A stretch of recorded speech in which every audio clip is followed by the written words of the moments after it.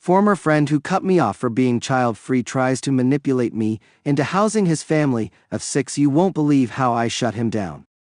My friend made fun of me because I was childless, and after 3 years he came back and asked for help, and I refused him, but former friend who called me a bad influence for being child-free just demanded today that I take in his family plus 3 kids into my home. First, this isn't a post where I'm asking if I did the right thing or not. VJ, I know I did the right thing. This is a pure rant about this emotional day because, if anyone is going to understand, it's you all in the child-free community. The gist: a farmer friend, John, not his real name, who I haven't had any contact with for almost 4 years, just got in touch with me again. He claims he has a home emergency and needs to find a place for him, his wife, and 3 kids to stay while their home situation gets fixed.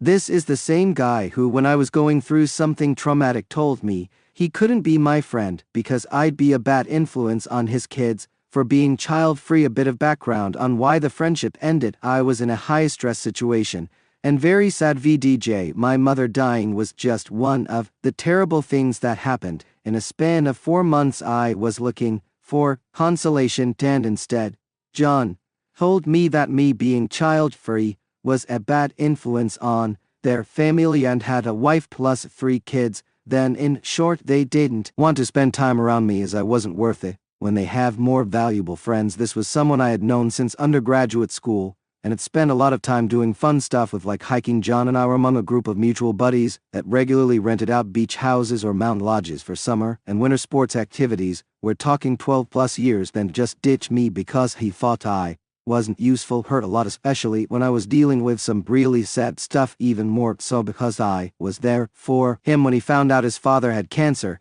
and then was there for him at his father VJ/TMS funeral. Like I said, I haven't spoken or texted him in almost 4 years. I chalked it up to people getting really weird when they have kids, that they fall into a traditional conservative mindset, that anyone who isn't wanting or working toward a Leave It to Beaver 2.5 kid situation is somehow suspect. Then today I see a text pop up on my phone from John. I never erased or blocked his number from my phone, so his name was still saved, and there it was. He asked me to let him and his 3 kids stay with me at my house because their heater broke and it's kind of an emergency situation.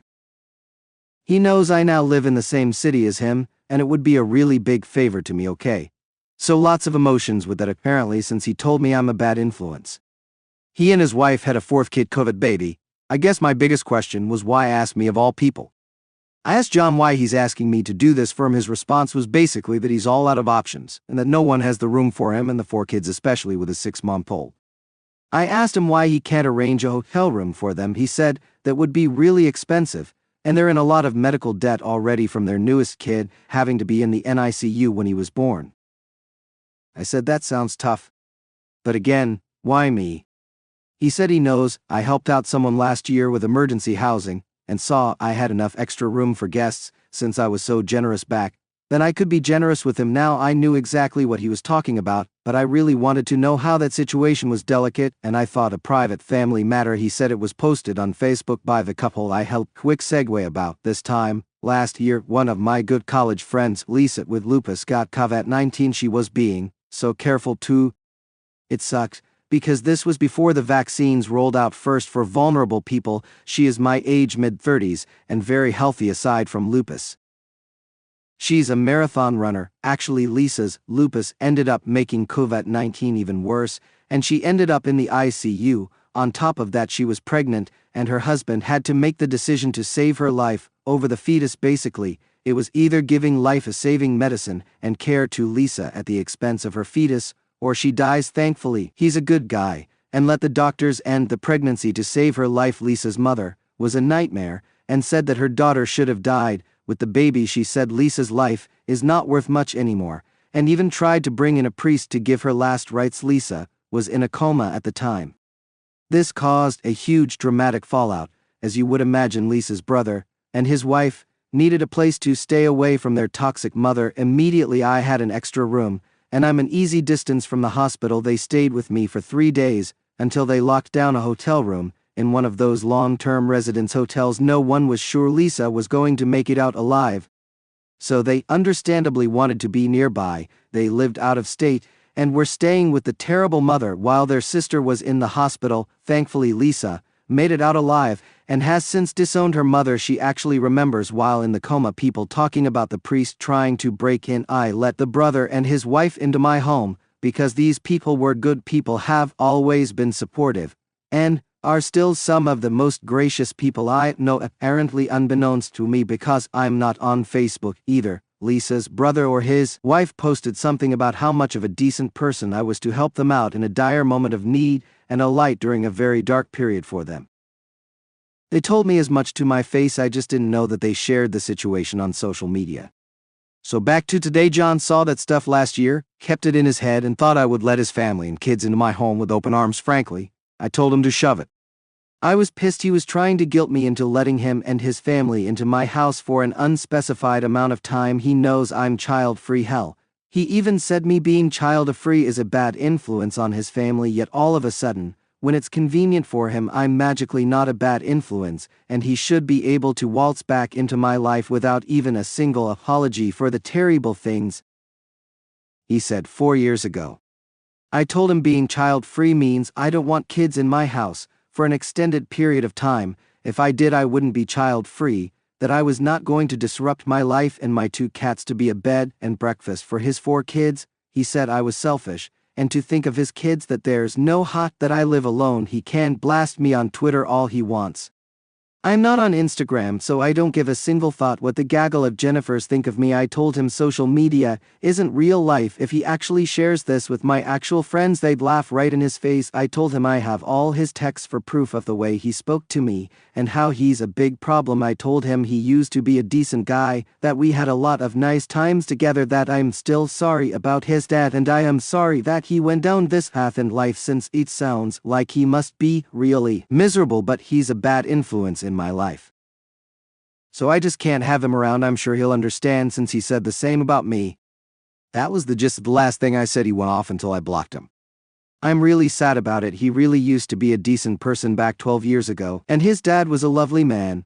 I'm now bracing myself against flying monkeys who may come out of the woodwork and try to guilt me into taking in his family. Can't wait to tell them to take in his family themselves. I already talked about the situation with my 2 best friends, and they both were shocked that John was so brazen and had no shame. They thought it was suspect that he was so pushy about getting into my home, and for multiple days, one friend said that her water heater broke recently and had a plumber come down the same day. It only took a day for it to be fixed. Being against the hotel idea was a red flag to them. They're curious what the whole story is.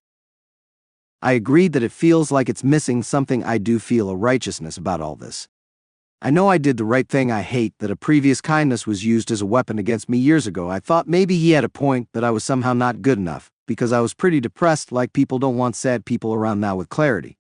I see that he had a profoundly bad character, but it did reopen old memories, sad memories. Anyway, thanks for reading. If you made it all the way through this, had to get this off my chest and vent. Update: John's water heater, a former friend who called me a bad influence on his family, now wants me to house his family. Well, I'm happy and a little surprised. Most things have resolved a little more than 24 hours after they started, I guess. This is the benefit of people working on your behalf behind the scenes. Also wanted to thank all of those who engaged on the last post. I appreciate the support and knew you'd understand my venting ripped the inbox, but I did read everything. And you all are the best Reddit community, not a single troll, which I think might be a Reddit miracle. So on to the update. I'm writing this with a pot of hot tea and recommend you do the same. This is going to be long. Well, all of your guts were right. A broken water heater making a family of 6 need alternative housing was fishy, especially since John doesn't even have a water heater. It was all like you, all of you going, I knew it. So here's the deal. John sold his house 8 months ago, and he and his wife Mary have been trying to buy a bigger home ever since. They're right now, as I type this, already in a hotel with their kids. They have plenty of hot water. I can imagine all of you nodding your heads up and down saying yep. Yep. Yep. Yep. Yep, I knew you guys wanted an update, because the water heater excuse sounded suspicious. So here it is. Seriously, get yourself some tea. So my sister is in another time zone and has a few hours on me. she apparently has been working on finding out about John. Her husband used to moonlight as a PI in grad school, and she has a pro-natural ability of finding details about people. She's a little creep in a good way. She also has a social media presence where I gave her John's full real name and things I knew about him, like an address I have for him and names of his wife and the 2 kids. She went to town. She told me that his home went on the market about 8 months ago and sold pretty quickly for a ton more than what it was bought for years ago. It's a seller's market, and it was a huge sale. I was like, oh, that's so interesting. She then went on to say that she looked around in the city and surrounding towns and couldn't find him buying any other property. It looked like his house sold for a lot, but that's it. So I then texted my 2 friends from yesterday. I told them what my sister found, that it looks like John sold his house and doesn't actually have a water heater problem, because he doesn't have a water heater. My friends were like, WTF? So one of the 2 friends, Emily, got in touch with my sister, and they went on a social media deep dive. My sister was very worried I was being conned. Emily was a grad schoolmate along with me and John 12 plus years ago. She was never super close with him, and he wasn't on her radar, but she was among his Twitter followers. I guess thanks goes out to people on Twitter for following literally everybody they even slightly know. At about the same time, I heard back from Lisa's brother and sister-in-law, who stayed with me back when Lisa was in the hospital. It was Lisa's sister-in-law, Laura, who posted about being thankful for my generosity on Twitter. She confirmed she had posted a couple of pictures. They were of my cat, who was looking like she was laying down the house rules, and one of my big plants, a monstera deliciosa, because she loved them. Thing was, you could extrapolate things about the home: tidy, and a large kitchen, a nice pantry. This will be relevant. I filled her in about what was going on, and she was mortified that she might have been partly at fault for why John wanted to get into my house. She took down the post, untagged my name, and showed me a screen capture verifying she did so, and asked if she could help with anything else. I told her my sister is apparently doing a deep dive and maybe could use help. I put Laura in contact with my sister. Laura apparently also got in contact with Emily seemingly randomly, and late in the morning, I was asked by Emily for screen grabs of the precise point in the text conversation where John says his emergency is about the water heater, and it's why he needs me to do him a favor and take in his family kids for a few days. I gave it to her, and it was radio silence for most of the day. I thought I might wonder what is going on, so in the early evening, I got a lot more of the story. I got texts from my sister Emily and Laura. I'm going to try and bullet point it. It's a bit circuitous. John and his wife Mary did sell their house 8 months ago. They wanted more room and bedrooms for their now 4 kids and wanted to upgrade it. Being a huge and wild seller's market, their home was estimated to have accrued high 6 figures in equity since they bought it. They were excited to put it on the market. John and Mary wanted to get top dollar for the house, so they sold it without a contingency that they first need to buy a home before the buyer could move in and officially take the house. John was convinced with a huge sale that they could get another one quickly. Their house was sold fast, and there was a bidding war. John bragged about it. He and Mary went about trying to buy another home, except it wasn't easy at all. All the homes they put a bid on went to someone else who outbid them. Time came for the new buyers to take over the house, and they had to move out. John and Mary didn't think this was that big of a deal. A friend of theirs took them in with the understanding that it would be temporary, and they would actively buy a house, which John and Mary were doing, but they still were being outbid. They'd refused to lower expectations or adjust their budget. They would not look at homes that were the same size as their old one, because the whole reason for selling was to get a bigger home. They couldn't win in any of the bidding wars. John refused to increase the budget. Indeed, their 3rd kid was born premature and was in the night, so they do actually have medical debt. He doesn't want to spend anything more or take out more loans, so John, Mary, and the 3 kids go to someone else's place to stay. They continue to look for homes and can get one. This repeats now to a 3rd person's home. At this point, people are trying to tell him that maybe it's a good option to wait out the housing bubble when it's not such a seller's market and get an apartment in the meantime. John shoots this down because an apartment costs money akin to a mortgage. If he's going to pay for living accommodations per month, it better be a mortgage. He thinks paying for an apartment is a money drain. Mary is even angrier at the suggestion. She doesn't want to be in an apartment that will be smaller than their old home. John's family seems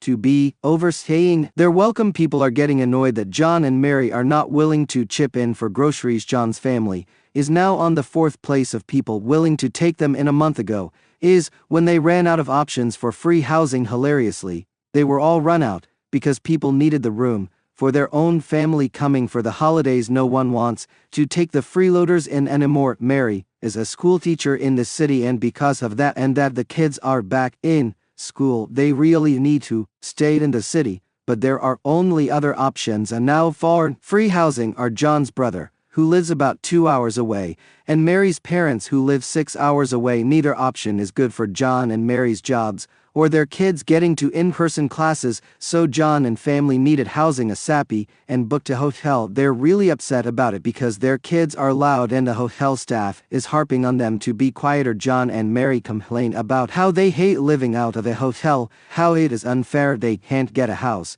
with all the money they have. To be clear, they have more than enough money to skate on living in a hotel, which is still way pricier than renting an apartment. John likes the idea of the hotel because it's not signing a lease. DJ, they can leave anytime, and they have maid service. Mary goes all poor me because she says that the kids are so sad. They don't have a backyard to play in. Being in a hotel doesn't let the kids be kids. Slight segue. Emily goes back in Mary's posts and finds a situation in which she and a gaggle of her friends are talking not so nicely about me. It's a situation that happened at the start of the pandemic. It was back when people were freaking out and started buying out all the toilet paper. People also bought a lot of foodstuffs before it could be very shocked because of panic buying. A person I used to go to grad school with and was friends with got in touch with me to ask how I was holding up. I thought she was contacting me to offer support and be nice. Her motivation was to get me to give her my food. I've had a chest freezer and a well-stocked pantry for a long time. Having a working pantry is something that was passed to me from my grandma who survived World War II. My mom did it and now I do it too. Well, this friend who was seemingly sweet to me knows I have a decent amount of food. She said she needs me to give her some of my food because I don't have any kids to feed. She said her kid is a picky eater and I probably had a bunch of frozen chicken to spare. I was impressed by the audacity and told her that if she was desperate for food, there is a food bank to go to. I'm not going to just give her my food because her son is picky and only eats her homemade chicken nuggets. It's not a food shortage, it's panic buying. If she just gets to the grocery store early in the morning midweek, when they typically restock, she'll easily get chicken. She told me I'm selfish. Apparently she took this to social media to talk behind my back with others who were spouses of grad school friends. Back to Mary's posts. Mary supports the woman who tried to get me to give her my frozen chicken. Mary also considers me selfish for not helping a mother out. She says it's really weird for me to keep so much food around when it's only me, and that I obviously have problems. If you guessed that you're a bad influence, must have been a seed planted by John's wife. I think you are correct when Laura posted about my generosity of them staying a couple of days before they found a long-term hotel situation, while Lisa was hospitalized. There were some comments made by Mary about how nice it was for me to do that, sweet as can be, and that my home looked amazing. This web of friendships is seemingly complex. But basically it's a lot of people who know each other from grad school. Grad school was tough, and we all let off steam by organizing vacations before most of us were married or had kids yet.